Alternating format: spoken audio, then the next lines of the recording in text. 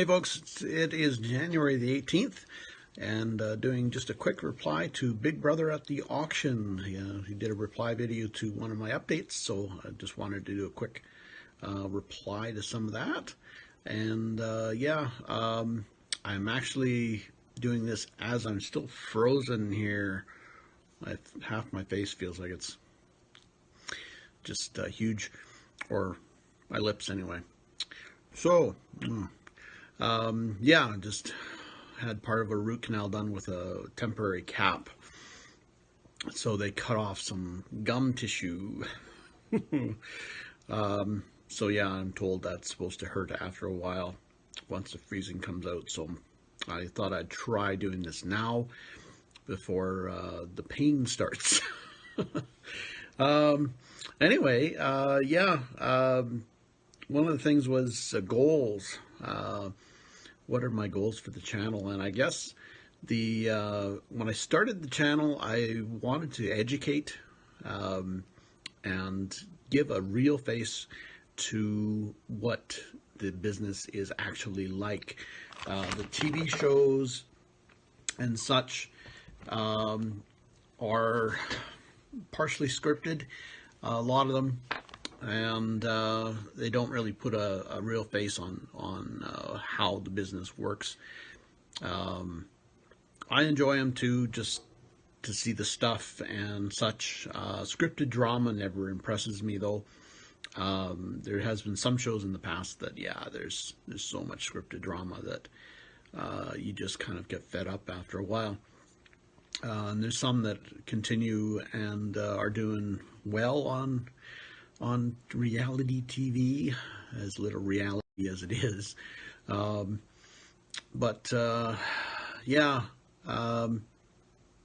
was I going with this? Anyway, I just wanted to put a real face on the business as it is, and show you that it's not all exciting and such. There's some boredom in it. There are things that you don't want to do, especially when you're running a business. You've got bookwork, you've got stuff to do that you really don't want to do, but you've got to do. One of the things with the channel, I was hoping at some point to be monetized, and I guess I kind of look at that as a milestone, is getting some revenue from the channel to actually, I was thinking paying towards things like a GoPro camera and that sort of thing, saving up YouTube revenue for that. But I know even at 1,000 subscribers, there's not that much revenue. Like I had mentioned in my previous video, my nephew does have a YouTube channel as well, and he is getting revenue. I think he's up to $15 or something like that was his last check. So there's not a lot of revenue, despite having a lot of subscribers and such. YouTube kind of changed its model a year or so ago, and as a result, the revenues have, I'm assuming, dropped quite a bit, unless you're a well-established channel with millions of subscribers. So what is the channel for? Basically, I suppose it's reaching out and trying to connect with other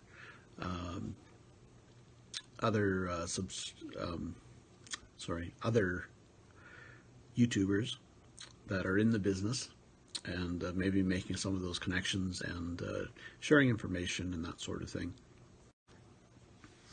So having an effect on the public, I guess, is one of the things. And a lot of people don't realize that there is detriments to having a YouTube channel as well. You tend to get known a little bit more. You're a little more visible, I guess. And it's maybe different if you're in the city as well, where kind of you blend into a crowd. But if you get locals watching your channel, in a small community, word gets around fast about things that you've said or done or whatever. So it's kind of strange. You've got to be careful, I suppose, what is said or what you're talking about necessarily.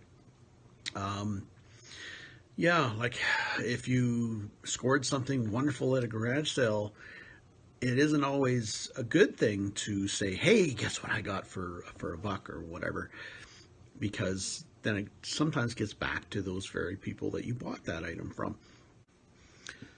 So yeah, if you're shopping at a garage sale locally and you've scored something for cheap, and you've advertised the fact on your YouTube channel, it's possible it can get back to the individuals you bought the item from. And then there's hard feelings or anger or whatever. Or some people just like, meh, who cares? But some people can get out pretty, get their shorts in a bunch kind of thing. I generally pay the price that is marked on things at garage sales. I just pay it and walk. If it's a good deal, I buy it. I don't actually dicker. I figure I'm wasting time dickering. It's $5 and it's worth $45. Why bother dickering down more money? Yeah, you're going to make a little bit more on it, whatever. But really, you're not really using your time that wisely, because you could be just paying for it and leaving and going to the next sale and scoring something else. So why bother dickering? You know, I understand if it's something that is worth $100 and it's priced at $75 and you want to try to get it for $50 or $45 or something maybe. Yeah, there's so much at garage sales that you can just go on to the next item. Just skip it, leave it, go. Who cares? So you miss out on a $50 item. But, you know, meanwhile, as you're haggling to get that item cheaper, you could be missing that gold watch for $1 at the next sale. So why would you waste your time doing so much dickering and worrying about the price you're paying being $2 less than the marked price? No, it's great to get a deal and everything, but I usually try to just leave with leave on an even level.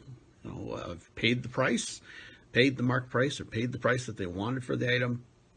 They should be happy. I'm happy. Everybody's good.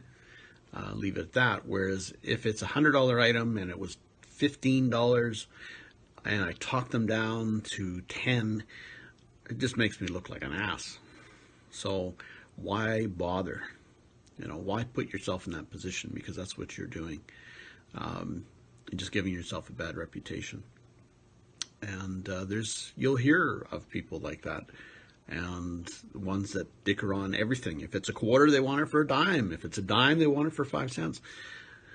It's ridiculous. You don't want to go there. Just pay the price and walk. You'll actually make more money in the long run because you're able to just buy it and go on to the next potential score. As for the videos and such, again, I've been on YouTube for a couple years. We've made some attempts on another channel called Hardcore Pickers, I believe. I believe that's what we called it. We do have a Facebook page under that name as well. And it was kind of in response to American pickers coming out and Canadian pickers, and differentiating myself from the two. And Hardcore Pickers was not being used by anybody. There was Hardcore Pawn, of course, but we decided on Hardcore Pickers. And the original intent of the Facebook page of Hardcore Pickers and the YouTube channel was going to be having a quantity of us, or a number of pickers involved and trying to collaborate and such, but it didn't happen. We did a lot on Facebook for a while. We did a few live videos, and again, I don't know, they just didn't work. We also had some music on them, and anytime I've used that music, which I had permission from the very band that created the songs, the record label swooped in and basically put in copyright claims. So I can't use that music even though, like I said, I do have permission from the band members themselves. So I don't know, not sure how to get around that. Considering that the band isn't getting any monetization from the YouTube videos, it kind of is strange, but apparently that's what's happening. Anyway, doesn't matter. Yeah, anyway. So basically this particular channel, Bear Hardcore Picker, was established on March 26th of 2011, but I didn't actually do anything with it for several years, as you can tell. It's been only 2 years since I started doing videos, and we've got over 500 now, and I expected to get more subscribers than I have, but oh well, that's life, I guess.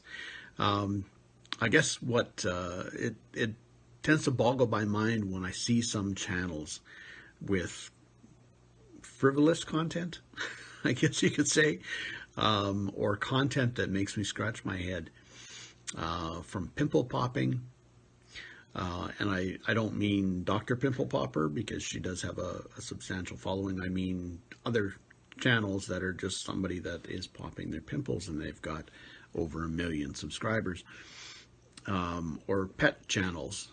That's one that really I shake my head a bit, but you know, you've got 4.5 million subscribers because you're doing videos of your dog or cat or whatever, doing run-of-the-mill pet things, which is fine. But 4.5 million subscribers, holy smokes. I'm in the wrong YouTube sector, I think. So whatever, you know, more power to them, I guess. But it does kind of blow your mind as to what is popular on YouTube and what isn't. I've seen so many channels out there that really deserve more subs. I've subbed to a lot of channels that they're not getting the subs they deserve. You know, there's a lot of amateurs that happen to be good YouTubers. So as a result, they have the subs, but they don't necessarily have the content that you'd think would draw people in, but they're good YouTubers. So yeah, it's kind of, yeah, it's frustrating, I suppose. Not a good YouTuber, but I've got the knowledge and such behind me after 30 odd years of this that I want to share, and I do share, but I'm not getting the resulting subs from it, or views for that matter.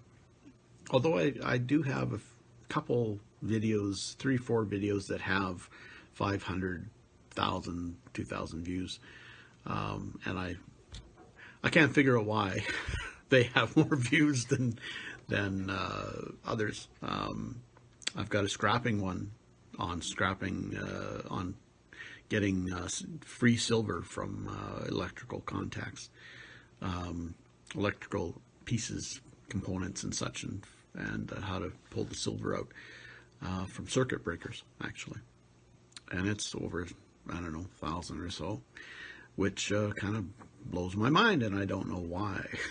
Just the right keywords, I guess, or maybe somebody has blogged it somewhere, or has done a shout out that I don't know about. You know, thank you to them if that's the case. Thank you. Yeah. So it's kind of strange, but yeah. So anyway, the whole idea of monetization, like I said, is kind of the milestone I'm reaching for, I suppose, because that seems to be the level that things start to happen a bit more. And yeah, it seems you kind of get the mass amount of people that will suddenly start to get the ball rolling better. YouTube starts to notice you and put you in listings and such. So it's a struggle to get to that 1,000, you know, unless you get a viral video that happens to put you over that edge, which I suppose could happen. This certainly is a lifestyle. You're looking for deals pretty much all your time, and that kind of gets ingrained in the way you work as well in your general shopping. I hate paying $35, $40 for a shirt, for example, anymore. I used to still be a bargain hunter earlier on as well. I wouldn't buy used, though. If I did see something at a thrift shop and it was new old stock or new stock with tags, and a shirt that fit me, then hey, then I would buy it because it's new. Now I will buy used, good quality used as well. But if I were to find an outlet store that is having a blowout sale and their shirts are at $5 a piece, well, then I'll buy a whole bunch. Yeah, so I'll have six of the same shirt in different colors. But I would do that. But now I will buy used. I have gotten over the ick factor that some people tend to have when they view used clothing. Some of my stuff's still new. I'm buying new underwear and I'm buying new socks. I'm not buying used in those two. Yeah. But jeans and shirts, oh heck, I'll buy them used. Good condition, nice new condition used is fine with me. So I also tend to wear out my clothes fairly quick as well. So paying $35 for a shirt and then destroying it within a year, well, I'm not too keen about doing that. So yeah, just yeah, it is a lifestyle. So you do get into a bit of a thrifty mode. Because why pay $35 for a shirt that you can pick up at a thrift store for $2, $3, $4, $5? Why bother? Why go to that new outlet and buy a shirt? I enjoy new stuff just as much as the next guy, but I can't fathom paying so much for clothing all the time. Plus, you know, it's more money to put into the business or more money to buy cool stuff. Right? You know, that you paid $2 for the shirt that was a $35 shirt. Well, you got 33 left over to spend somewhere else. So yeah. And you can enjoy quality that way as well. If you're buying a $60 outfit, $60, $70, $80, $100 outfit from a thrift shop for, $5, $10 type thing, you can enjoy that quality and you don't have to end up going broke trying to keep up with the Joneses. So it's not something I do anyway. The whole keep up with the Joneses thing kind of blows my mind. I suppose I do care about what people think, but on the other end of it, I'm not. I don't care. In some ways, I just don't. You can care about what people think, but really, put me up beside the next guy that's wearing jeans and t-shirt we're going to look the same.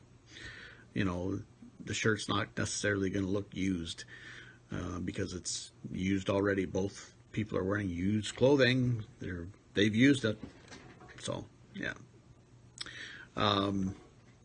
Anyway, I don't know how we got on this thing about clothes, but yeah, just my lifestyle in general. I don't like paying retail. When I do need certain things, I will pay retail still, but it's kind of annoys me, especially when you see that item going on sale within a month.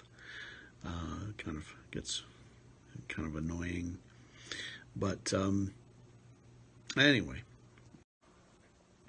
So another aspect of what the channel is kind of about is also showing that you can run a business when you're dealing with a mental illness such as ADHD.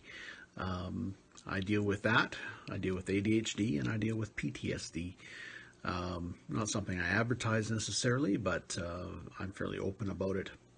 The ADHD has been a lifelong thing and was undiagnosed until my 40s, so I was untreated for that particular ailment or condition. And like I said, I deal with it. I don't suffer from it. I deal with it. I'm always working towards improving and such, and it's just a daily part of my life. So I don't know how to live any other way but dealing with it. Yeah, and yeah, so the channel is basically also showing that that can occur as well. That a business can be run by somebody dealing with such issues. And it's been 30 years, so I'm doing something right. Yeah. And I do enjoy creating some of the content. Sometimes it becomes work. It gets a little frustrating dealing with some of the photo editing or the video editing software that I'm dealing with. So it's yeah, it does get a little frustrating there, having to upload 2-minute clips rather than full-length videos where I could just keep on talking and then edit a video. Rather than piecing together all these clips. But hopefully a new computer will solve that problem.